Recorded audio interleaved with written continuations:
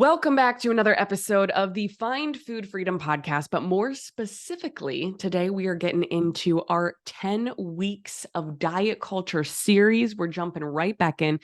I think we're on week 5. Are we halfway there? Would that make sense that we're halfway to Christmas? I don't know. I am obsessed with the jingle that we made that to intro this podcast episode. I'm so sad that we're going to have to get rid of it after Christmas and after we're done with this series. But you know what? It's kind of making me think that we should make a jingle for all of our series because I'm actually really excited about this. We have the Find Food Freedom podcast planned from this very moment all the way through the end of August 2024.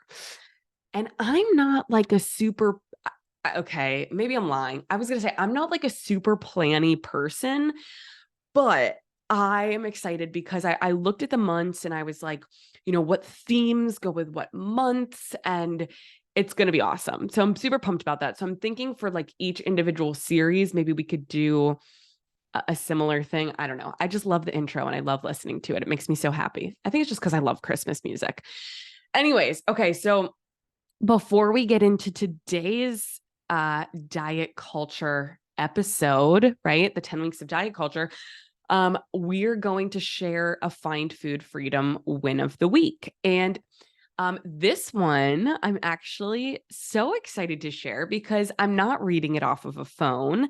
I get to tell you a story of an in-person experience that I've had. And I will say these happen very few and far between, that I have conversations with people in person who recognize me from our social media and will come up to me and say things.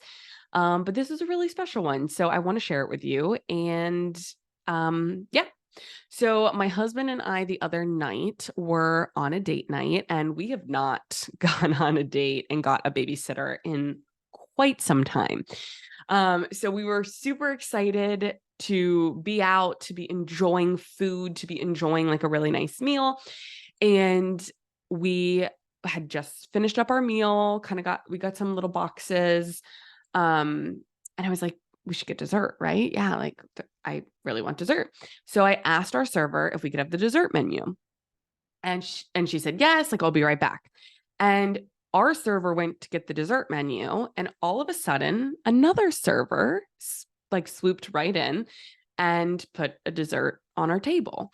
And she was like, hi, I met you here like a few months back. I saw you walk in. I just wanted to say thank you so much for your podcast. I've been binging all of the podcast episodes. We had our 3-day challenge going on. Like that was Tuesday night. We were out to eat, and it was Monday, Tuesday, Wednesday of this week. And so she's like, I'm participating in your 3-day challenge. I just want to say thank you so much for all that you're doing, all that you do. It's so helpful. And she put the dessert on our table. And first of all, that was the sweetest, kindest thing. And it brought me so much joy. One, because, for example, right now I'm recording a podcast. I am staring into a webcam. I am looking at my face on a Zoom screen.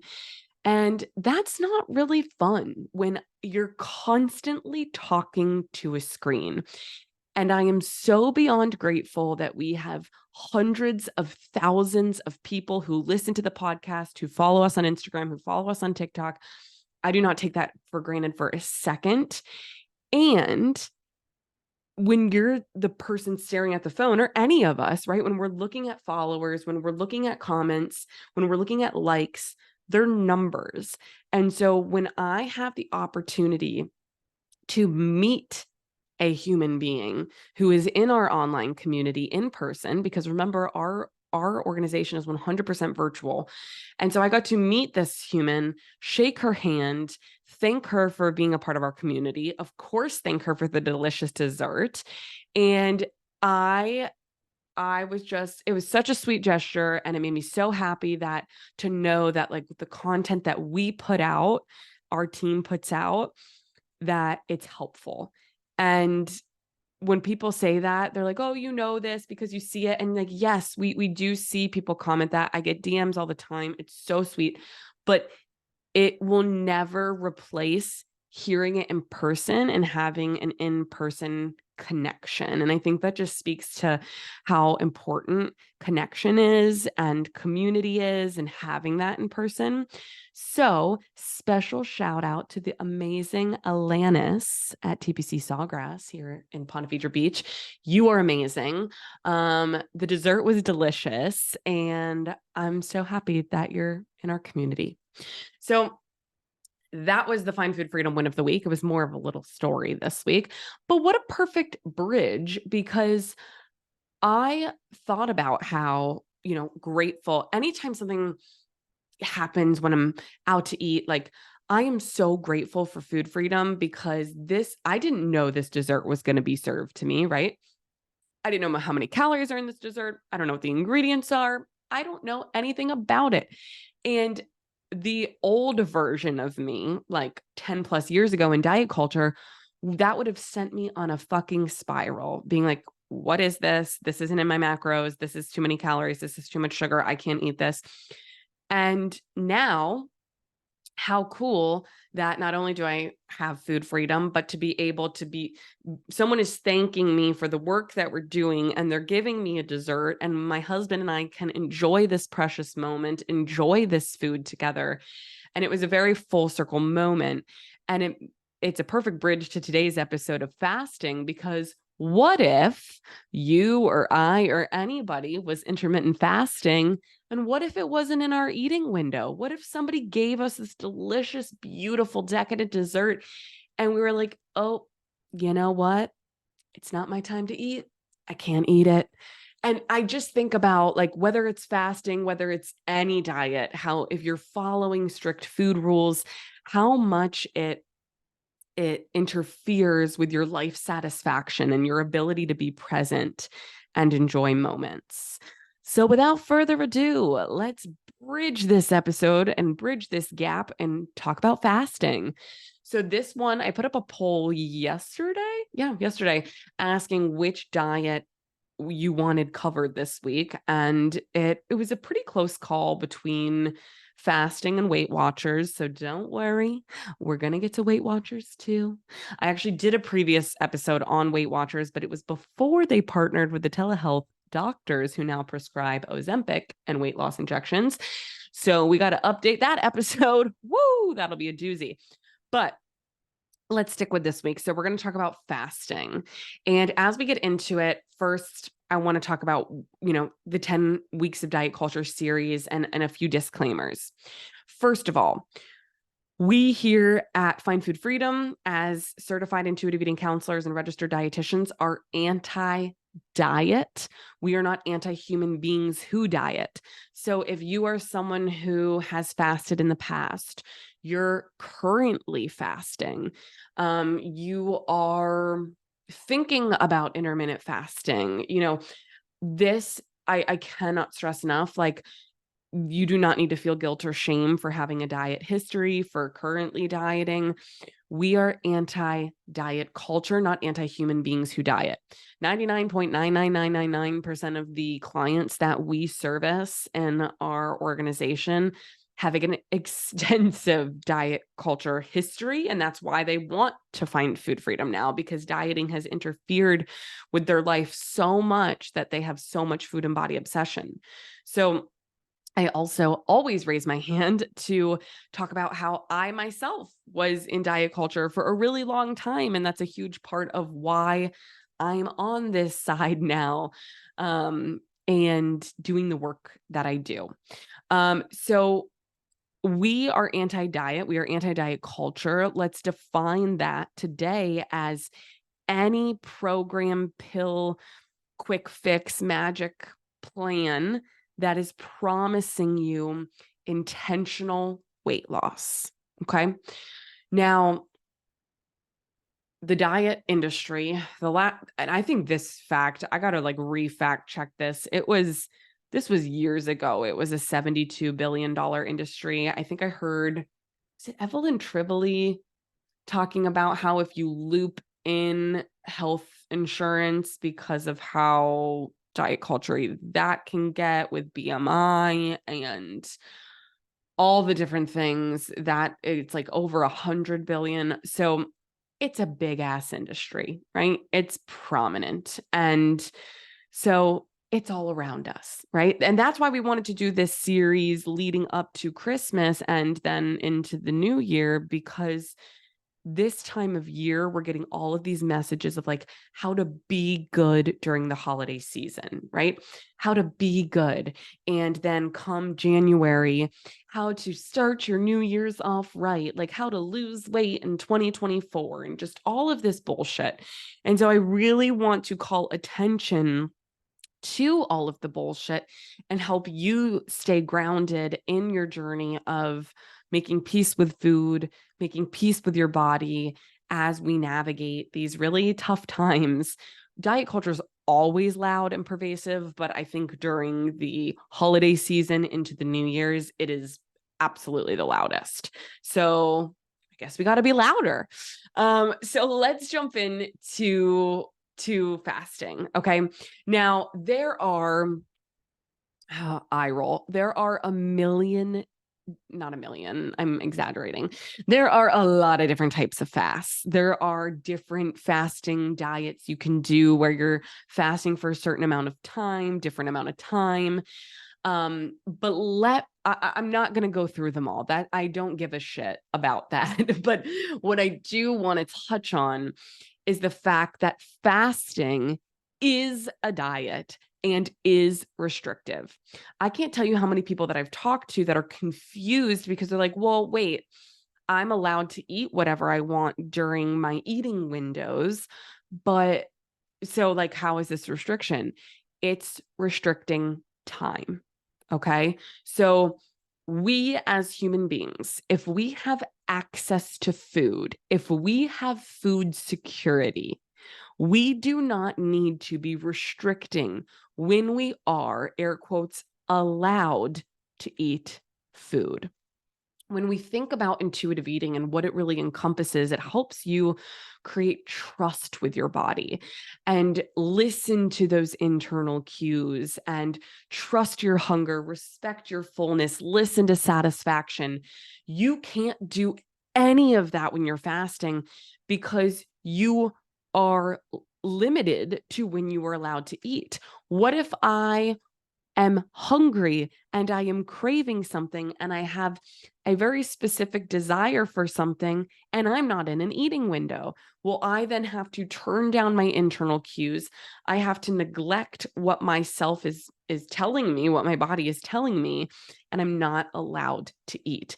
That truly goes against everything that intuitive eating stands for. And so I want to be explicitly clear that fasting is restriction. And anybody who said it isn't is full of shit because it's restricting the time. And I can't stress this enough. If you have access to food, if you have enough privilege to have food security and to eat food, you do not need to restrict yourself in the amount of time that you eat. And if you're doing that because you feel out of control around food and you think that if you limit the time that you're allowed to eat it, that is only going to make you feel more out of control when you get to food. And so that is like point number one that I want to get out there with fasting. When I look at point number two, I go back to kind of the story, right, that I started this episode with. What about life satisfaction? Like I look at fasting and I have been in social situations with other humans who are fasting and we are out to a brunch, right, as a group, or we are at a holiday party, right, or we are somewhere where we are enjoying being present. We are enjoying company of other human beings. And there are people actively choosing to not eat and to restrict themselves and to not allow themselves food that they want because they're not allowed to eat. It's not their eating window. That to me, that just throws this diet out the window as an absolutely not. Because food is so much more than food. Yes, food is nourishment. Yes, food is energy. Yes, food is fuel. Yes, it's all of these wonderful things. It's vitamins, it's minerals, it's fiber, it's all these great things. And food is pleasure. Food is tradition. Food is memories. I think about holidays where I was so entrenched in diet culture that I wouldn't allow myself to eat, let's say, my yaya's specific Greek dish that she made from scratch. And maybe I wasn't fasting, right? And it was because I was following these other rules. But if we carry this over to fasting, it's like, okay, maybe you have these traditional dishes that were made with love from people in your family. You only have access to them specific times of year when you all get together. And yet you are fasting. So you're not allowed to eat it. Like that to me decreases our life satisfaction dramatically. Dramatically. Oh. Oh. So I really want you to think, if you are considering fasting, if you are currently fasting, to not instill guilt and shame on yourself, but to ask yourself, do I want this food that's in front of me that I can't air quotes currently eat because it's not my eating window? And reminding yourself that you're an adult human being with autonomy and the ability to make choices.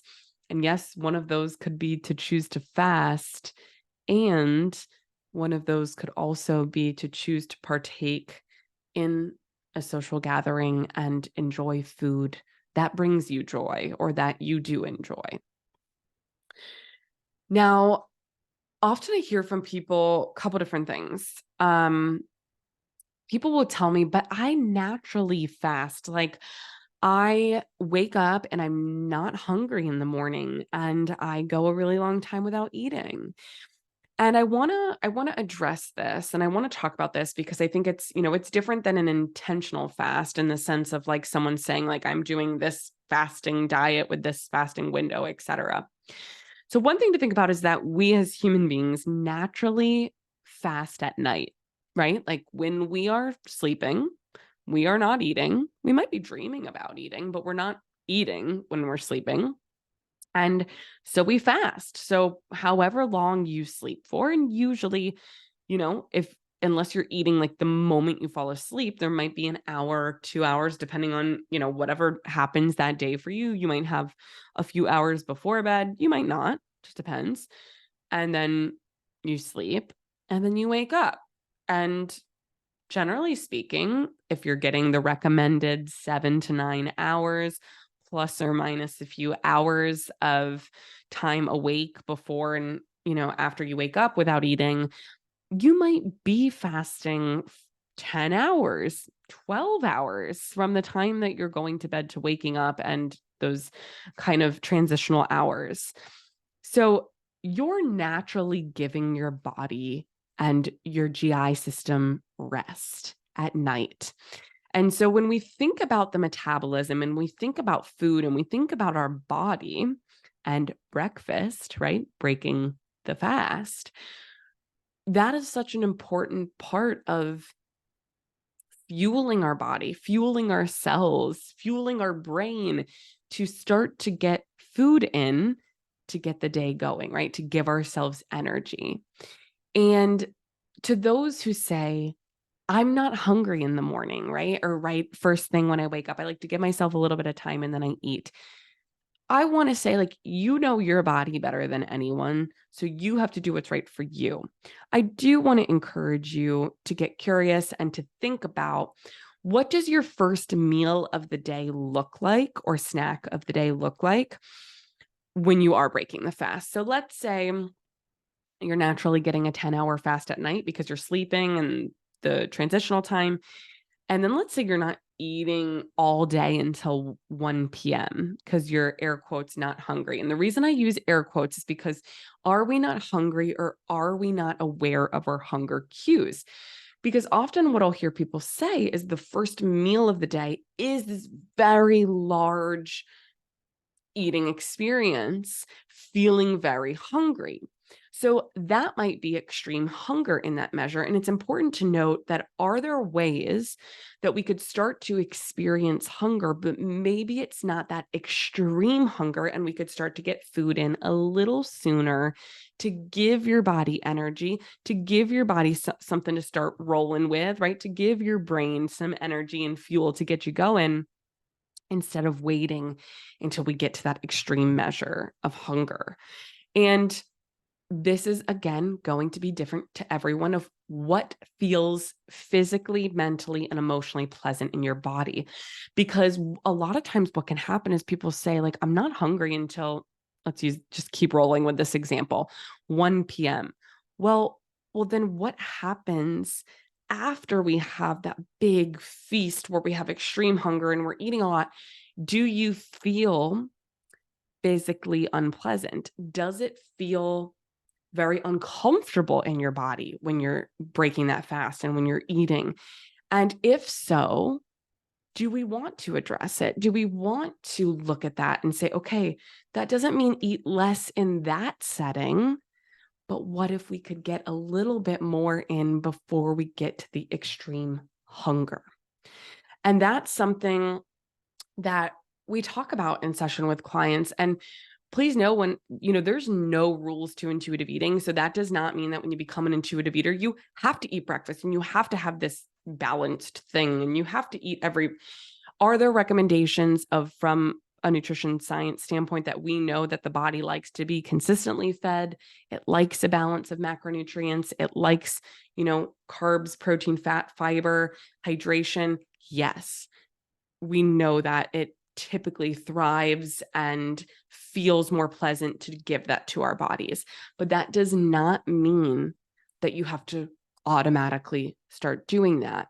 It's to get curious of, how do you feel with your current behaviors around food, physically, mentally, and emotionally? So for those going back, this is a very long-winded answer of going back to, what if I'm not hungry for breakfast? Then you do not have to eat it. And I want to encourage you to get really intentional about taking note of how you feel when you do sit down to eat. How do you feel in your body? Do you feel tired? Do you feel irritated? Do you feel anxious? Do you feel like you could snap at someone? Like, what does that hunger feel like in that moment? And how urgently are you eating? And how do you feel after that eating experience? So these are all things to consider when, I want to say, it's like, you're not intentionally fasting, but you look at your habits and your behaviors and it's like, okay, I'm going this whole night without eating and I'm not eating breakfast. And now kind of looking at, okay, how does that serve me physically, mentally, emotionally? Whew. Okay, so we just got through a good amount there. And again, this is not, let's go back to the basis of why we're covering fasting and fasting in general as like a restrictive diet. There are 0 randomized controlled trials that show sustained weight loss greater than 2 year for any diet. And so when we're looking, like, there is so much research out there related to food, related to dieting, related to all of these things. One thing I want to be clear about is like I just said, there's 0 randomized controlled trials that show sustained weight loss greater than 2 years for any diet. So we're not really looking at the long-term effects of things. And it's important to note, with most research around food, it's not covering the psychological or behavioral implications of dieting. So I want you to think about, if you're someone who has previously fasted, if you're someone who has really looked into fasting and you know the rules and you kind of know the lay of the land, how has that had an effect on your relationship with food? Do you notice yourself feeling guilty if you eat before a certain time or if you eat after a certain time? If you start to notice morality associated to the timing of eating, that is something we want to get curious about. We want to take note of it, because that is something that when we look at fasting, they're not studying how it's affecting you psychologically, how it's affecting your behaviors, how it's affecting your social life, how it's affecting your life satisfaction. And that's where we really need to take this broad step and really look at how it's affecting you as a whole. So, to wrap this beautiful episode with a bow, we at Find Food Freedom are not fans of fasting. We are fans of intuitive eating, which helps you trust your body, listen to your hunger and fullness cues, make choices based on satisfaction, really pull in instinct, rational thought, and emotion into your eating experience. And if you are restricting the time that you are, air quotes, allowed to eat, you are not going to be able to be an intuitive eater or to be present in these eating experiences. Whew. All right. So if you're listening to this episode and you're like, oh, I needed to hear that, whether, again, you fasted in the past, you're fasting currently, you were thinking about it, or maybe you're just like, yes, I really need this episode and I'm excited to hear all these things. We're very happy that you're here, and we always have additional resources. So in addition to the podcast today, if you're like, okay, I love the podcast, I want to keep listening, but you want more support, please know that you can always head over to findfoodfreedomresources.com. Again, that's findfoodfreedomresources.com. And over there, you're going to see all sorts of support. We have a free intuitive eating training. It's 1 hour long to really get you immersed in this paradigm and teach you what it is and what it isn't. We have a monthly membership, which is an extremely low cost, high value level of support for beginners. Currently, we have our early bird enrollment going on for group coaching. So if you go to findfoodfreedomresources.com, you can apply for our coaching program to work with our team of intuitive eating counselors and dietitians. And please know that in our coaching programs, this is professional counseling. When we look at podcasts, when we look at social media clips, again, so grateful for those who are engaging and learning, but please know that social media and podcasts will never be a substitute for professional support with a medical provider. So if you are someone who's saying, I'm ready for more, I need more support, please head on over to findfoodfreedomresources.com. Take what feels good, take what feels right, and leave the rest behind. So I just want to say thank you so much for being here for today's episode. Please, please, please, if you enjoyed this episode, if you enjoyed this podcast, head on over to Apple Podcasts and rate, review, and subscribe. And feel free when you leave a review to let us know what topics you want to hear more of, what topics really interest you. And again, I just cannot say thank you enough for being here. It is such a privilege. It's such an honor. And we do not take the responsibility lightly of having impact on your relationship with food and body image. So I will see you next week for our next week of the 10 Weeks of Diet Culture series. Shoot us a DM on Instagram at find.food.freedom. Again, at find.food.freedom. Shoot me a DM what diet you want to see next. We have a few weeks left. There's many diets to pick from. So whatever you want to see most, that's what I want to know, because I would love to cover it for you.